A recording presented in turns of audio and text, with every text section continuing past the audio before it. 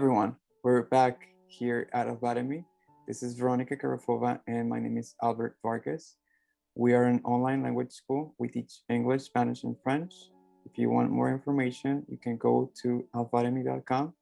And if you have any questions, feel free to ask them and we will answer them not immediately, but as soon as we can. So the next topic of our interview is going to be something that has been bothering us for more than 1 year. And this is something that is happening all around the world, in Slovakia, where Veronika is, in Miami, where I am, and in every single place in this planet. Yes, we're talking about COVID-19. So Veronika, how are you today? I'm doing well, thank you. I'm glad to hear that. So the first question that I have for you, Veronika, is how has your life changed due to the virus? Some things change in my life. For example, I like traveling and now it's not safe or even impossible to travel. So I have to stay home and I had to quit traveling. And also before I used to learn English in Miami in person with teachers, but now I learn English online because it's the only way that I can learn English, and I am so glad for that opportunity. Thank you, Albert. Thank you, Veronika. Also, I enjoy to go to restaurant and spend time with my family and friends, but now in my country, all restaurants, bars, clubs, and everything are closed.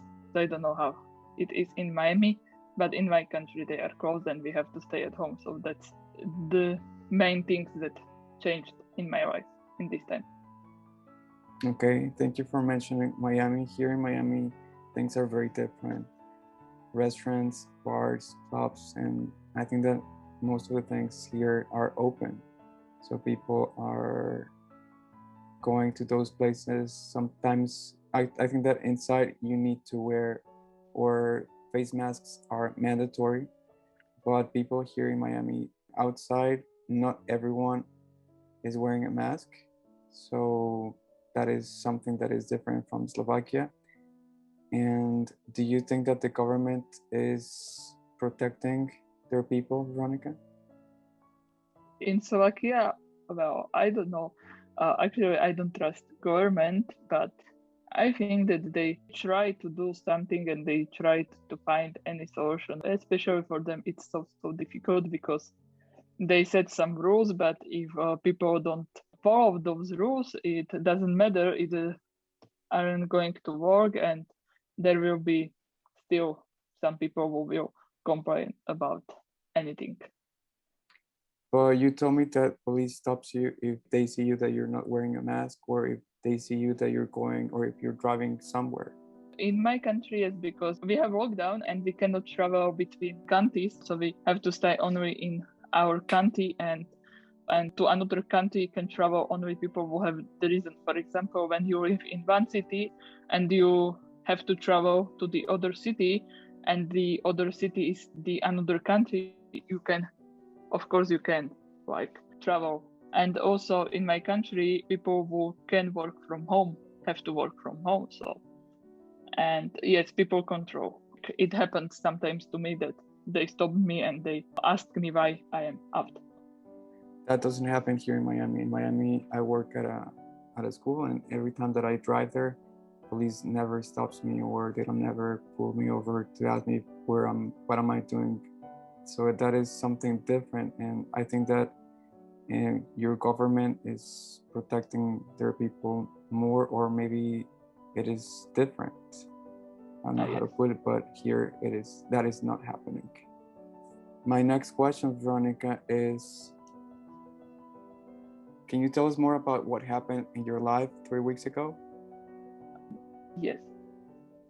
One of my parents' friends passed away. So my parents, they decided to go to cemetery to visit her grave, and they accidentally ran into my parents' friend's daughter, and she was crying. So my mom hugged her, and 2 days later, after that day, she got positive result for COVID. So the health authorities of Slovakia, they said that my mom had to be tested too, because they tell that even the hack lasted for less than 10 seconds actually. Health authorities of Slovakia said that it was close contact, like closer than 2 meters or 6 feet apart. So my mom got tested and she was tested positive. So then my mom, me, and also my dad, because we live in the same apartment, we all had to stay in quarantine, and also my dad and me, we have to be tested too. And we had to be tested too. We had to be tested too. And it was something weird because my result was positive and my dad's result was negative. So it was something very weird. And also my dad was tested again because the health authorities, they wanted to be sure that don't get infected. So he was tested 1 day before we finished our quarantine. And the result was negative too. So it was something very weird. But we analyzed that maybe he got infected and his tests were after 10 days of being infected. So maybe he recovered in those 10 days.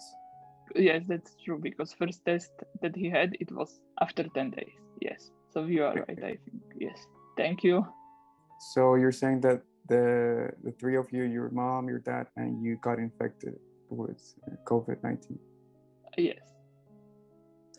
Okay, can you tell us more about the symptoms and your recovery, Veronika? Actually, I think that it was best for all of us because we didn't have any serious symptoms. Me and my mom, we had just fatigue and sometimes headache, but that's it. So I think that it was also a blessing and we were lucky actually. And it was one day that my dad had like cough and headache, but it was 1 or 2 days. So we were lucky and I consider that as a blessing. I'm so happy for that. So you're saying that actually. Yeah, thank God that you and your family did not experience bad symptoms. You just experienced, you said, headaches and fatigue, and that was pretty much it, right? Yes. Okay, so I think that is a blessing because a lot of people experience very bad symptoms. I have some family members that they had pneumonia when they got infected with COVID. I'm so sorry for that. Thank you. Thank God that they're okay now. They're recovering still. Because when you have pneumonia, it's a very serious disease that you contract, and the recovery is slow and it is also painful too.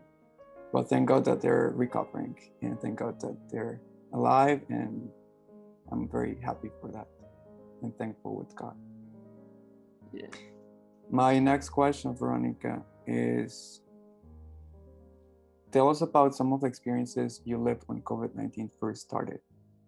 Okay. To Miami in January. Actually, it was on January 10. And, on January 10th? On January 10th, thank you. And in 2020, right? Yes, in 2020 last year. Sorry, I didn't hear the first thing that you said. So you said that you arrived in Miami on January 10th, 2021. 2020. 2020 was the yes. So I didn't have any idea about COVID, but the time that started like 2 months later, in March, situation was getting worse in all around the world. So I realized that I had to leave Miami as soon as possible, but it was very difficult. I got 3 flights that were cancelled, and at that time I was in contact with Slovakian embassy in the United States, and they were very, very helpful, and they give me some advice. And they gave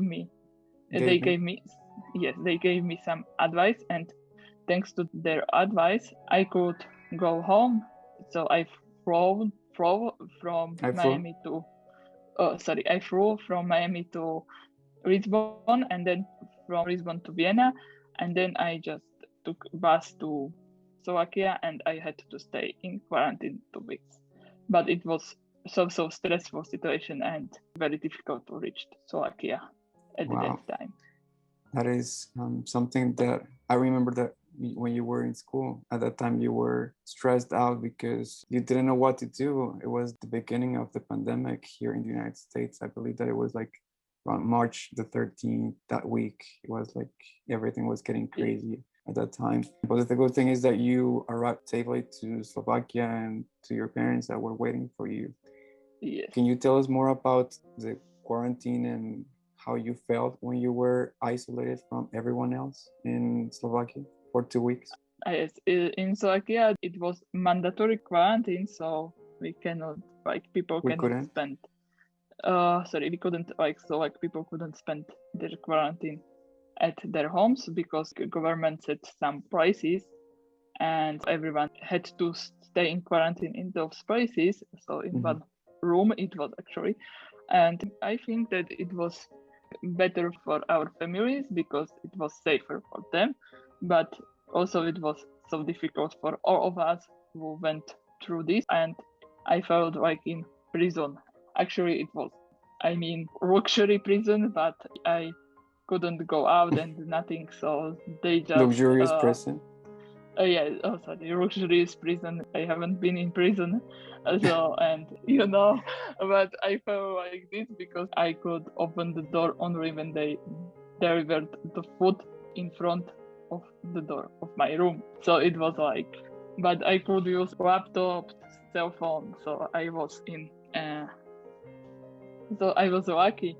And also, I remember I was in quarantine on my birthday. It was a difficult day for me, but I was in contact with my friends and my family, so it was good actually. Okay, I was a little bit sad, but not like so much. I understand, and it's so difficult when you're isolated from everyone and then you feel like you cannot do anything because you're always inside a room or inside your hotel room in this case. But like you said, it was a luxurious kind of person because you had a laptop, you had your cell phone, you had food, and you had all the needed attentions that were provided by the government of Slovakia. So everything was provided to you. And I think that that was a blessing because you were isolated because you were trying to protect your family and your family relatives and friends from the virus. And I think that that was a very responsible thing that the Slovakian government did. I don't know if they're still doing it, but I think that what you experienced was also a blessing because you were protected by the government. Yes, actually they stopped doing it on May last year, and now they thinking about that they are going to do again in this time. So yeah, I think that that's a lot of money that the government needs to spend on hotels because a lot of people, I don't know if they're traveling back to Slovakia or traveling to other countries, but it's a lot of money that the government needs to spend on their citizens. But I think that that is very responsible, and I'm glad that you have that kind of government. Thank you. Yes, that's true because I had to pay for food, but not for accommodation, just for food. So you had to pay for food, but it was not expensive. It was like 10 or 13 euros per day. I don't remember, but it wasn't expensive. So that was a very good deal, actually. Thank you very much, Veronika, for sharing that with the whole audience. And I hope that everyone at their homes are also protected by their government, because when your government protects their citizens, I think that people are happier.